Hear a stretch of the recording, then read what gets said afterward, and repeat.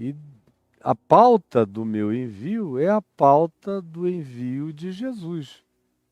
O que ele diz que veio fazer é o que ele me manda ir fazer na vida.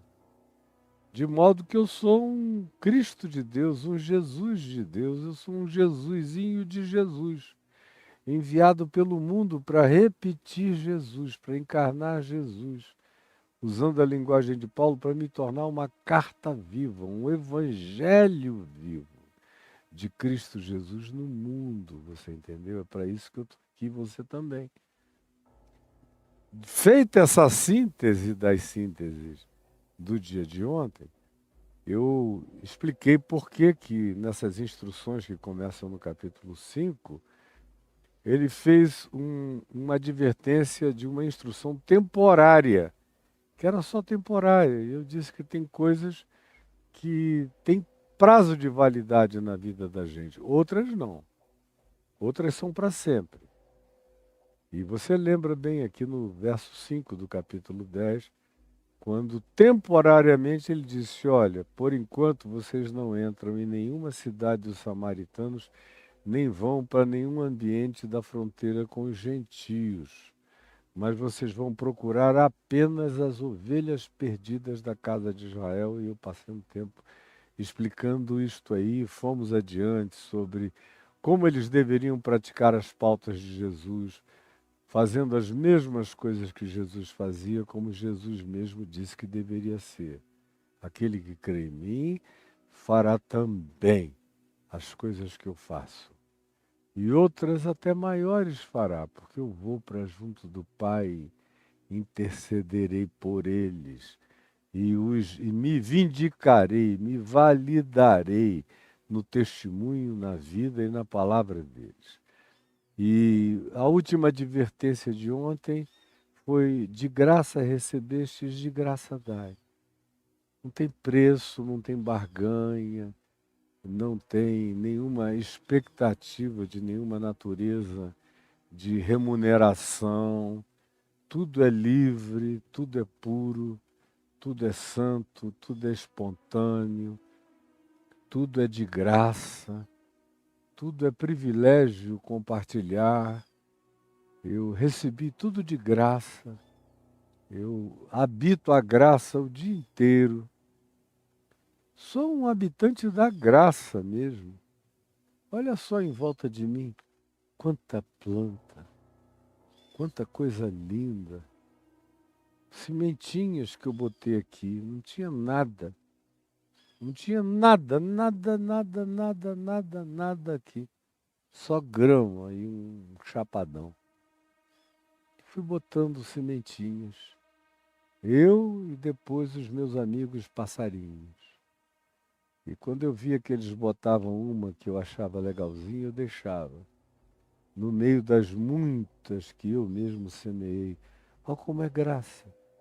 A semente eu não criei, eu a peguei, ou um passarinho a trouxe, fez um cocôzinho, caiu nessa terra viva, viva, viva, viva, viva. Esse é um ente vivo, esse planeta. É um ente absolutamente vivo. Todo organicamente vivo, mineralmente vivo. Em todas as dimensões ele está vivo. Tudo aqui responde com vida. Tudo aqui é graça. Esse planeta poderia ser chamado de o planeta graça. E eu estou aqui. Olha quanta graça. Brota, brota, brota, brota. Brota no chão à minha volta, brota dentro de mim. E eu recebo de graça. Oh, que dia lindo. Eu não o acendi, não o pintei. Ele está aí. E eu só tenho tido o poder de ajudar a estragá-lo. Nós todos na humanidade. Mas ele está aí insistindo em ser bonito, cheio de graça, cheio de glória. Portanto, quando Jesus no Evangelho diz: de graça recebestes, de graça dai, ele está dizendo: repitam o fluxo da vida. É isto, não é nada além disso. Não é preciso inventar. Eu fico vendo pessoas que parece que não creem no poder devastadoramente transformador da simplicidade da palavra, ficam querendo inventar coisas, códigozinhos. Olha só, aí eu vejo uns entrevistadores que dizem, uau, uau. Eu aqui, velho de ver tanta coisa, fico olhando e digo, uau, bobinho. Porque o outro não está dizendo nada, é só um escolasticismo de palavras, é só uma escolha semântica de palavras, é só um manuseio de palavras que você espreme, não tem extrato nenhum, não tem nada que sobreviva à realidade simples da sabedoria do Evangelho de Jesus. Mas é para quem quer ouvir um uau, ao invés de fazer um coração ser impactado, e quando você olha, o entrevistado está ficando emocionado porque tem algo se contorcendo na alma dele. E ele não disse nenhum uau, ele só disse: Meu Deus, que coisa divina que eu estou ouvindo aqui. Isso tudo decorre da graça. É de graça que eu recebo, é de graça que eu dou. Eu tenho feito isso toda a minha vida e vai ser assim até o fim. Mas do verso 9 em diante, se diz algo que é provavelmente uma das coisas mais aturdidoramente diferentes daquilo que se estabeleceu como realidade praticada pela grande e esmagadora maioria. Olhe só o verso 9. Diz, na sequência dessas instruções, de graça recebestes, de graça dai. Não vos provereis de ouro. Está enviando essas pessoas à procura das ovelhas perdidas da casa de Israel. Não vos provereis de ouro. Ele fala aos apóstolos dele, a esses discípulos chamados e enviados para levarem a graça do Evangelho às ovelhas perdidas. Não vos provereis de ouro, não carreguem ouro, não levem ouro, não se preocupem com nenhum estoque, não se preocupem com os dividendos, não se preocupem com ganhos, não se preocupem com juros, não se preocupem com provimentos, não se preocupem com poupanças, não se preocupem com retaguardas financeiras, não se preocupem com nada do que possa significar garantia de natureza material. Vocês estão cumprindo um chamado completamente especial. Quem está enviando vocês não é César, não é Tibério César. Quem está enviando vocês não é Herodes, nenhum deles da tetrarquia vigente nos dias de Jesus. Nenhum deles. Vocês também não estão sendo enviados pelo governador, ou pelo procônsul, ou pelo representante do império nessa região. Vocês estão sendo enviados por mim, que não tenho prata, não tenho ouro. Vocês estão sendo enviados por mim, que não ando carregando nenhum provimento de nenhuma natureza. Vocês estão sendo enviados por mim, o Filho do Homem, que não tem aonde reclinar a cabeça, que dorme na casa de amigos, de gente amada, de gente querida, de gente boa, linda. E é com essas pessoas que vocês estão indo. E é com elas que vocês habitam. De modo que, como eu faço, é assim que vocês vão fazer. Aí tem gente hoje em dia advogando um Jesus rico. É porque eles estão metendo a mão feio tomando tudo de todos. São uns ladrões, como Jesus disse, é a palavra que Jesus usou. São ladrões, são mercenários, são lobos vorazes. Aí eles querem criar um Jesus que seja a imagem e semelhança desse diabo que eles encarnam. Mas nós estamos diante desse que disse: de graça recebestes, de graça dai.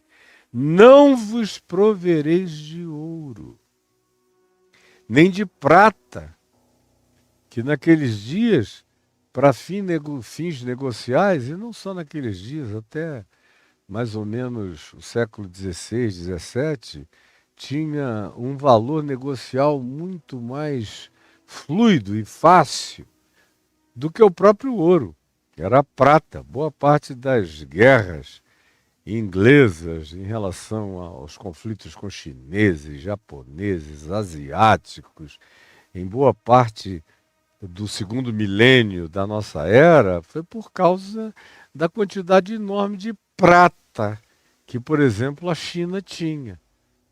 E os ingleses cobiçavam. Prata já teve um significado extraordinário em toda a história humana. Foi de uns séculos para cá que ela foi perdendo valor em relação ao ouro.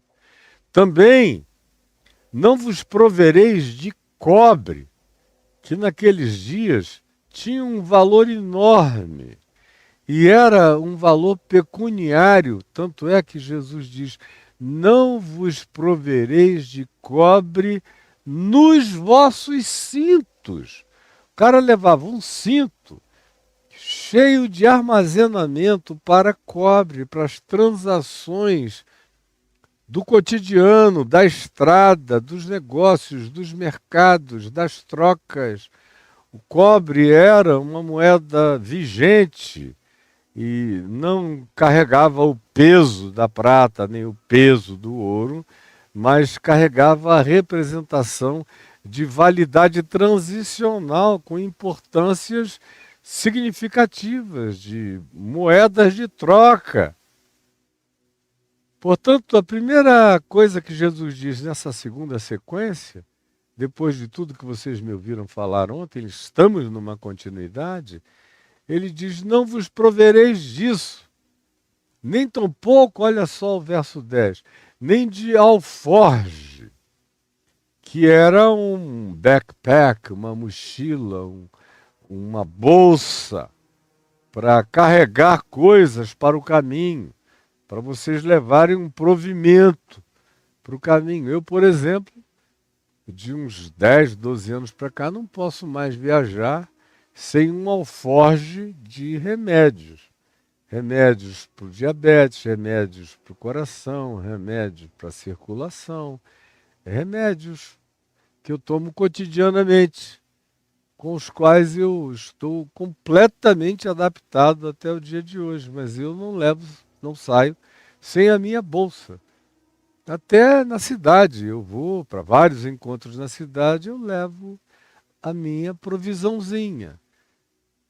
Mas não é de prata, nem de ouro, nem de bronze, até porque eu não tenho e até porque hoje em dia tudo é plástico, é um cartão. Mas o que ele está dizendo é que dinheiro não condicione o envio de vocês.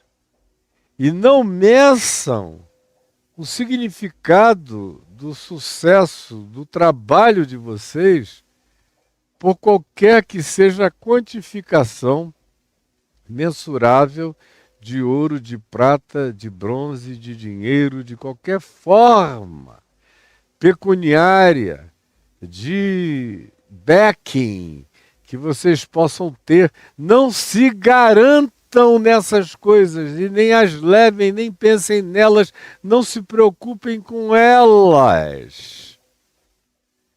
O alforge, a bolsa, é para que não faltasse nada no caminho. Ele diz: não se preocupem nem com isto. E vai mais além, é mais radical. Nem tampouco leveis 2 túnicas. O que parece um negócio que já começa a ficar Para alguns, meio apertado, mas escuta, o que eu vou ter que lavar e vestir de novo? Ele diz: não levem duas túnicas, não carreguem nada para o dia de amanhã com vocês, nem tampouco levem mais de uma sandália, nem ainda levem mais de um bordão. O homem antigo não andava sem um bordão. Eu tenho várias bengalas e bordões que eu coleciono.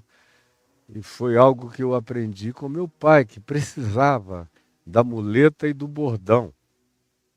E o nome dele já carregava o nome de bordão. Caio significa alegria e significa bordão no latim. É o meu nome também, alegria e bordão. E aqui Jesus diz: vocês não levem nem dois bordões. Não se preocupem com bordão. Vocês vão ter galhos demais, estrada fora no caminho para servir de apoio, para as escaladas, para as subidas, para as dificuldades. Vão livres, caminhem leves. Uma das pré-condições para você que foi chamado e quer ser um enviado é manter a sua mente, seu coração, suas emoções, seu espírito leve e livre do peso esmagador das preocupações dos que têm muitas posses. Ter muita posse é ter muita preocupação. Muita. Jesus diz: levem o suficiente para mobilidade, para irem de um lugar para o outro. Já basta o peso da existência, da vida, dos encontros, das trocas, dos choques humanos e também os choques espirituais. E ainda, além disso, os choques emocionais que vocês vão ter com gente doente, gente aflita, gente sofrendo, gente angustiada, gente mal amada, gente zangada, gente odienta e odiosa. Vocês já vão ter dificuldades demais, não botem peso nenhum. Não carreguem isso sabendo o seguinte: por que eu recomendo que vocês vão nessa leveza? Porque vocês vão encarnar também a oração que me pediram para eu ensinar.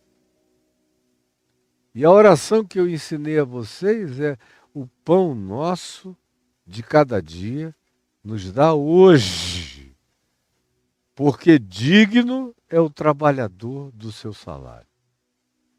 Aqui se explica por que a oração diz: o pão nosso de cada dia nos dá hoje. E a resposta é: porque é digno o trabalhador do seu salário todo dia. Todo dia. Eu, antes de vir para cá, minha mulher estava me dizendo: poxa, eu acho que esse mês foi um mês tão apertado, uma conta contra nós o mês inteiro, e a gente chegou até aqui. Agora, eventualmente, a gente vai ter dificuldade de pagar essa, que é uma das últimas contas do mês. Aí eu falei: por quê? Porque não tem nada? Ela disse: é. Eu falei: então está tudo normal. Está tudo normal. Porque a gente vive de surpresa. Digno é o trabalhador do seu salário. E o Pai nosso nos dá o pão nosso. Todo dia a gente faz a nossa parte de graça. E Ele derrama graça sobre nós. Surpreendentemente vem de onde a gente nunca estava esperando, nem prevendo, nem imaginando. Ele suscita no coração de pessoas isso, porque aqueles que ouvem de bom grado e recebem graça também entendem que digno é o trabalhador, é o ministrador, é o enviado do seu trabalho. É digno de alimento, é digno de provimento, é digno de ter o necessário para continuar vivendo e retroalimentando esse processo de graça que não acaba. e que chega cada vez mais lindo e mais belo.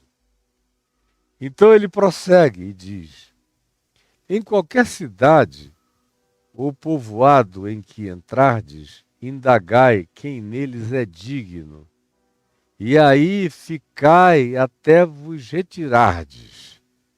Essa é provavelmente uma das partes mais importantes do que no dia de hoje eu quero conversar com vocês. Mas eu vou guardá-la para daqui a 5 minutos. E antes disso eu quero dizer o seguinte: essas primeiras instruções na sequência do dia de hoje, porque tivemos as do dia de ontem, para muita gente são as coisas mais horrendas de se ouvir. Mais horrendas. Mesmo o cara que vai para um seminário para ser treinado, para ser pastor, ele vai e busca o melhor treinamento porque ele quer sair dali e encontrar uma igreja que pague o melhor salário. É praticamente um negócio empresarial, foi se tornando de maneira muito especial nos últimos 70 anos, 60 anos, 50 anos. De 50 anos para cá eu já vi o negócio, mesmo nas igrejas históricas, sérias, o pastor procurar se candidatar para ser pastor de uma igreja que oferecia um trabalho, um salário 3, 4, 5 vezes maior do que a média do mercado eclesiástico. E aí, quando havia uma vaga naquelas igrejas, uma quantidade enorme de candidatos indo lá para pregar, para serem examinados, para ver se o grupo diretor escolhia, ou se a Assembleia votava neles, porque a mulher queria, os filhos queriam, era como entrar numa multinacional. Então já faz tempo que essa pureza aqui está afastada do meio religioso. Mesmo em relação às igrejas mais sérias.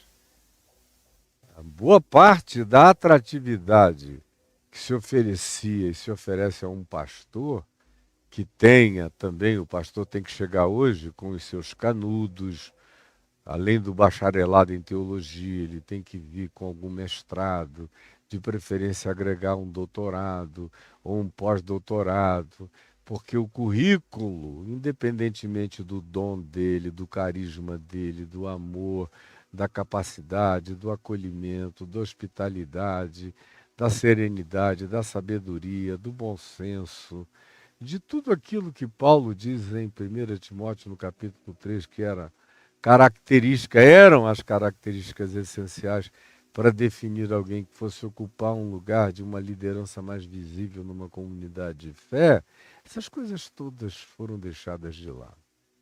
O negócio é encontro de diplomas. Por isso você vê gente tão ímpia, tão sem piedade, tão sem amor, tão sem graça, tão sem fé, tão sem pujança, tão sem derrame de bondade, de misericórdia, sendo aqueles que conseguem os melhores salários no ambiente da religião mais séria. Porque no ambiente da religião não séria, que é 90 e tantos por cento, quase tudo, aí ele cria um lugar e vai depender da capacidade de camelô dele, de vender-se. E aí tudo que entrar é dele. Ou ele entra num lugar já pré-estabelecido nessas perspectivas, onde ele é avaliado pela quantidade de dinheiro que ele arrecada numa franquia dessas neopentecostais, como vocês estão cansados de saber. Então, isso aqui virou um achado do Paleolítico. Isso aqui é um fóssil. É um fóssil. É algo que está empedrado, que já não tem mais nenhum valor. Imaginem que esse aqui é um coração que um dia foi de carne, que foi soterrado por lava.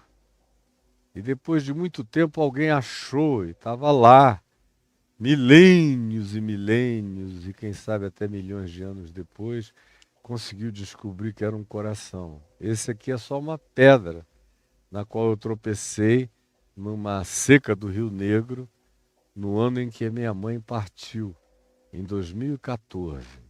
Tem 10 anos. Eu trouxe porque eu estava no meio de uma oração pedindo a Deus que não deixasse o meu coração empedrar jamais, que ele o mantivesse vivo, de carne, de sangue, apaixonado, e eu tropecei num coração de pedra e disse: obrigado, Senhor, porque eu sei que tu estás me dizendo que assim eu não serei, e eu viverei todo dia para manter meu coração cheio de sensibilidade no Evangelho.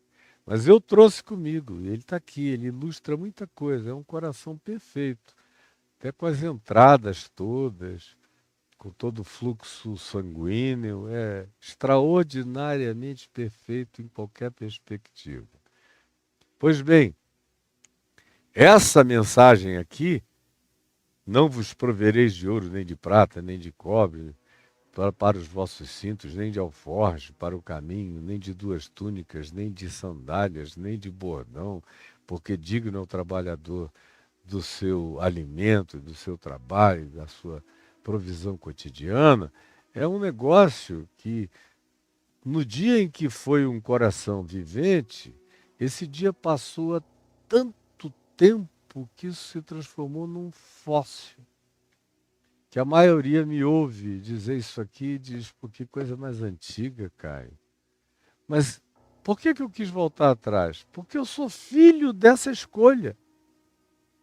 Sou filho dessa escolha. Como eu digo a vocês, já disse mais de uma vez, a maioria dos pastores que eu conheço vem de berços muito pobres. E a maioria, inclusive, eram pessoas que não tinham condições de terem estudado e passado para faculdades e para cursos muito superiores, elevados e com muita demanda intelectual, e acabou que, pelo nivelamento por baixo, terminaram num seminário estudando e virando pastores. E o pastorado trouxe uma ascensão social e econômica para esses indivíduos. Eu fiz a viagem diametralmente oposta. Meu pai vinha de uma família de nome importante, de posições de autoridade social importante, relevante, conhecida e famosa, e ele se tornou um homem rico, considerado a segunda maior fortuna do Amazonas à época. E a banca advocacional disparadamente mais rentável à época. Com toda a inteligência criativa que ele tinha o dom de fazer dinheiro. E se converteu ao Evangelho, lendo o Novo Testamento sozinho em casa. Foi lendo Mateus, Marcos, Lucas, quando chegou em João 19, a bomba explodiu. E ele, com tudo na mão, com uma capacidade de fazer dinheiro assustadora. Onde ele tocava, as coisas viravam bem material, ouro, prata, tudo, qualquer coisa. Ele tinha um toque de Midas. E ele sabia disso. E uma das primeiras coisas que aconteceu com ele, naquela conversão poderosa, como eu nunca vi nenhuma naquele nível, eu com os meus olhos, como testemunho ocular, até o dia de hoje não encontrei jamais nenhuma conversão tão dramaticamente profunda, radical e alteradora, e tão enraizadamente evangélica no sentido de carregar a qualidade do evangelho, como a conversão do meu pai. E uma das primeiras coisas que ele saiu dizendo em casa, para susto da minha mãe, que era crente, orava pela conversão dele, presbiteriana, mas foi ficando assustada. Eu nem se fala, que eu gostava mesmo era do bem bom. Era de ter o nome, de ter a influência, de ter a fama, de ter privilégio e de ter o dinheiro que fosse necessário, de habitar com toda aquela variedade de coisas que ele nos oferecia e de novidades que ele trazia, que a vida dele produzia e proporcionava. De repente ele chega e começa a dizer: eu não quero mais. Não quero mais, eu vou dar tudo, eu vou entregar tudo, eu vou passar tudo para os meus auxiliares. E a minha mãe ponderava, pessoas da igreja presbiteriana Betânia, onde nós passamos a frequentar, onde ele foi depois ordenado pastor antes de ser enviado para Manaus outra vez, e de onde eu vim a ser pastor posteriormente, alguns anos depois, ponderavam: Doutor Caio, não precisa fazer tão radicalmente assim. Não há esta necessidade. Tá bom. O senhor pode ajudar muita gente, o senhor tem muitos bens, muita capacidade de ganhar dinheiro. Ele dizia: não, não é por nada. Eu entendo que não é para todo mundo esse chamado. Eu não quero que ninguém aqui faça nada disso. Se vierem me perguntar se devem fazer alguma coisa semelhante ao que eu estou fazendo, eu vou aconselhar que não. A que sejam prudentes, não coloquem isso em primeiro lugar, façam conforme os princípios do Evangelho, o reino de Deus em primeiro lugar, as demais coisas vos serão acrescentadas, não vivam buscando isso, trabalhem, isso é consequência, é fruto, é resultado, e sejam generosos, graciosos, bondosos, solidários, repartidores, compartilhadores. Esse é o chamado de todo mundo. Agora, o meu não é o chamado de todo mundo. Eu sei que eu fui chamado pelo nome, tipo Caio. Eu te envio. Eu tenho uma designação dessa natureza visceral, ele dizia. Então não é para mais ninguém. Por favor, não me entendam mal. Eu não estou querendo criar nenhum tipo de universalização de princípio. Isso aqui, ele não disse a todos. Jesus ensinou e pediu isso de um grupo pequeno, eram 12. Não eram todos. Não é um ensino universal do Evangelho para todo mundo. Agora, se você quer ser um enviado, porque tem um chamado genuíno, verdadeiro, se você quer ser um repetidor, encarnador dessas pautas do Evangelho no caminho, no chão da vida, andando na existência, se você quer ser alguém que carrega o meu sobrenome no envio da sua vida, então é isso que eu digo a você. Você tem que ter esse desapego, essa confiança, essa tranquilidade, esse descanso e essa despreocupação. É com essa atitude que eu vou viver, meu pai dizia. Depois de um ano e meio ou 2, as pessoas se acostumaram, mas as da família, que não entendiam isso, a parentela dele, especialmente, dizia: o Caio ficou doido. Perdeu o juízo, coitado. A conversão o fanatizou. E ele era tudo menos um fanático. Ele só era um indivíduo completamente fora de todas as curvas. Antes e depois, quando o Evangelho o projetou para uma dimensão para além da compreensão das logiquinhas imediatas. E ele sabia o que era universalmente apropriado para todo mundo, mas sabia que ele tinha sido chamado do universal para uma particularidade dele com Jesus. Então, isso eu precisava dizer, porque quando eu me converti, eu já me converti nesse espírito aqui. Me converti, não quis nem saber. Eu ia ser engenheiro e arquiteto, ia ganhar uma grana preta como engenheiro e como arquiteto. Eu ia ser muito bom naquilo. Como tinha outros que diziam: você podia advogar. E eu sabia que se eu quisesse advogar, eu ia ser um advogado estraçalhante. Houve gente também que disse: você tem uma vocação natural para a política, para se tornar uma figura nacional na política desde jovenzinho. Mas não, quando o evangelho entrou em mim, eu sabia que todas as outras coisas tinham se tornado anuladas dentro de mim. E não é porque faltasse capacidade, competência, potencial, nada disso, ao contrário, sobrava. Mas é porque a paixão era tão visceral, a mesma que tomou conta do coração do meu pai me atingiu de modo completamente irreversível. E eu já me converti nesse espírito, já era o dele, passou a ser o meu, foi assim que eu fui vivendo. Tudo mais que foi acontecendo na minha vida nunca negociou com esse espírito. E a única vez em que eu fiz um parêntese de negociação em relação a esse espírito, que foi nos anos de 96, 97, 98, foram os anos da miséria da minha alma.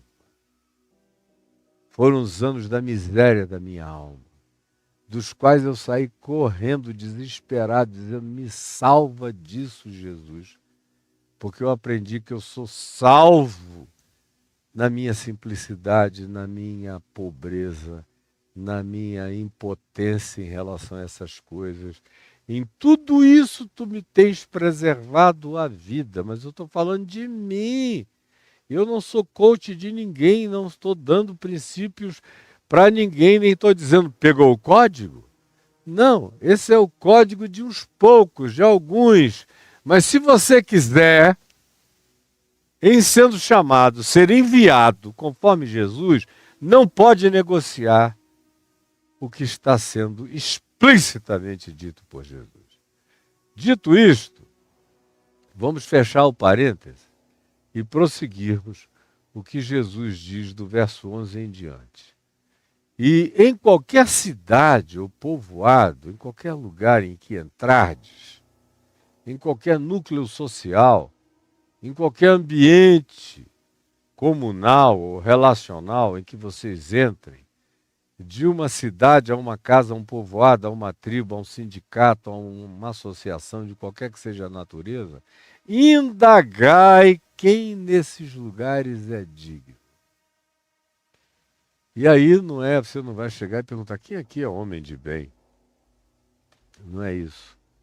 Você vai indagar por bondade, solidariedade, justiça, misericórdia, interesse pelo próximo, hospitalidade, acolhimento, capacidade de compartilhamento, de interesse no destino comum e comunitário do bem humano.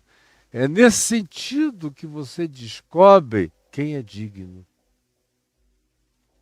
Isso se você chegar e não conviver, porque num convívio de uma semana, 2 semanas, você já começa a ver o fruto da dignidade humana no convívio.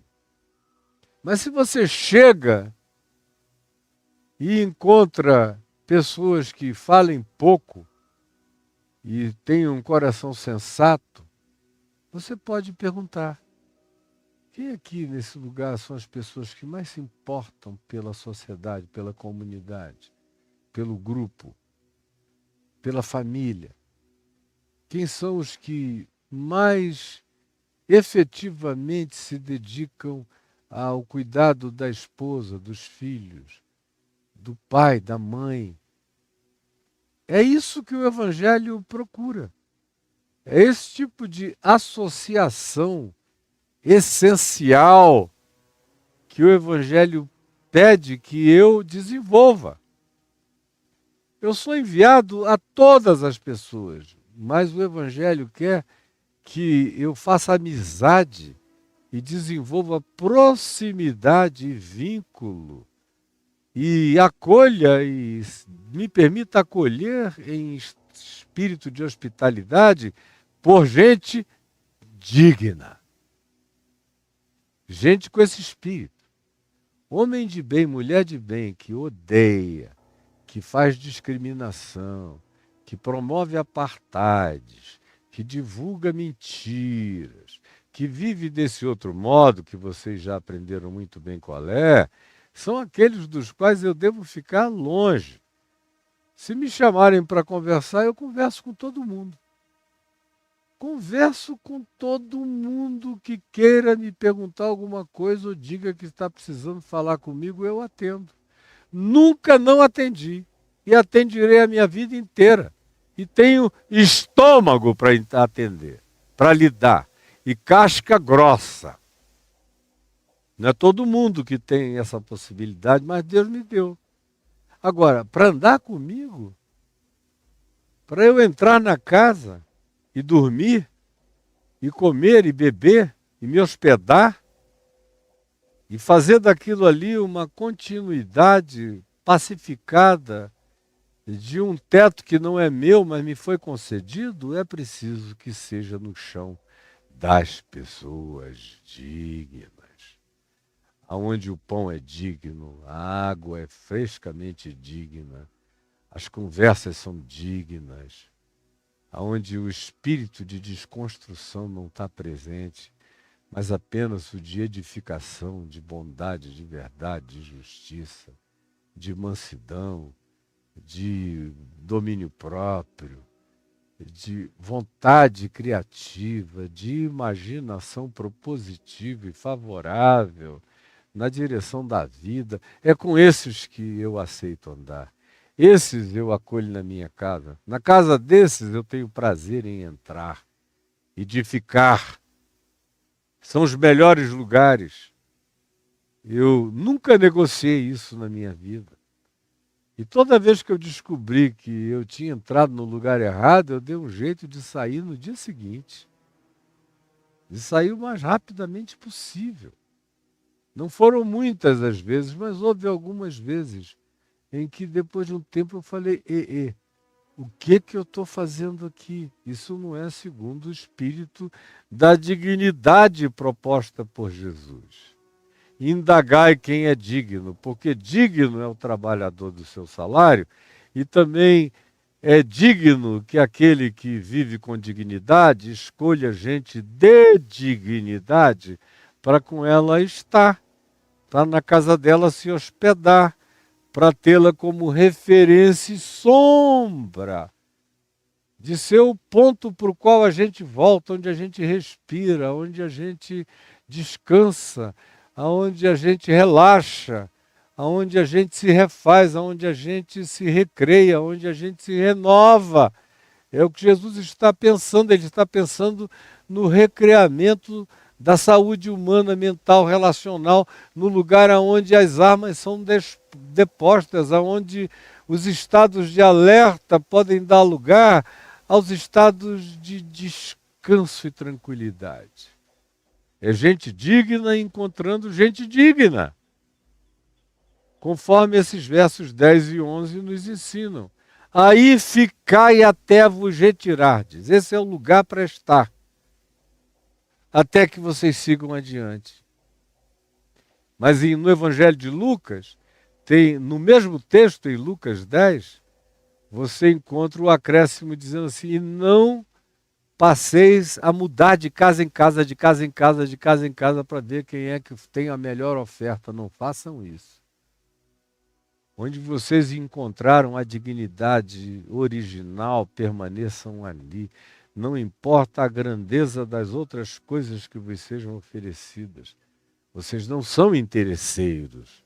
O espírito desse envio não pode carregar essa atitude interesseira, que é o que está presente em tudo e em todos. Será que você não está vendo a descrição de um mundo de coisas com as quais você convive e em relação às quais você até já se naturalizou?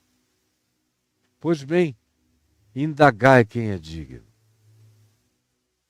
E não é quem é bom de papo, bom de bico, bom de conversa, quem conhece todo mundo, quem é que tem a maior influência política no meio. Não, é quem é digno. Quem é digno? Jesus trabalha com outras categorias. Se eu fosse um coach desse tipo cockroach, que vocês seguem por aí, estaria dando outros códigos para vocês. Diametralmente opostos a esses aqui. Esses aqui são os do Evangelho, para quem foi chamado e se sabe enviado.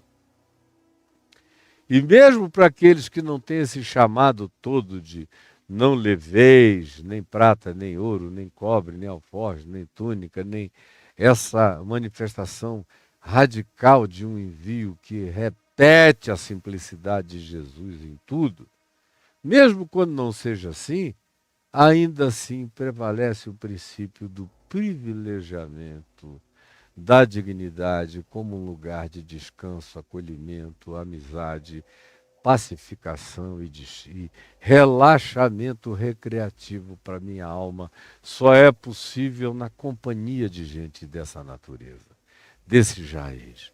Enquanto vocês ficarem aí, não fiquem mudando de lugar, fiquem no mesmo lugar, honrem essa dignidade. E ao entrardes na casa, diz o verso 12, ao entrardes na casa, saudai-a. Aquela saudação que Jesus repetiu várias vezes. Paz seja nesta casa. Que é aquela evocação do shalom, da ideia da paz, shalom, no hebraico, que significa paz plena, paz de saúde física, paz de saúde mental, paz de saúde material, paz de prosperidade e saúde relacional, paz que seja fruto de justiça, porque sem justiça não há paz em lugar nenhum. Portanto, a paz que Jesus manda que os seus apóstolos, os seus enviados, que ele chamou e mandou, desejem e com a qual eles abençoem cada casa onde eles entrem, seja esta com esse espírito. Paz. Ele sabe que tipo de paz. Paz plena. Paz absoluta.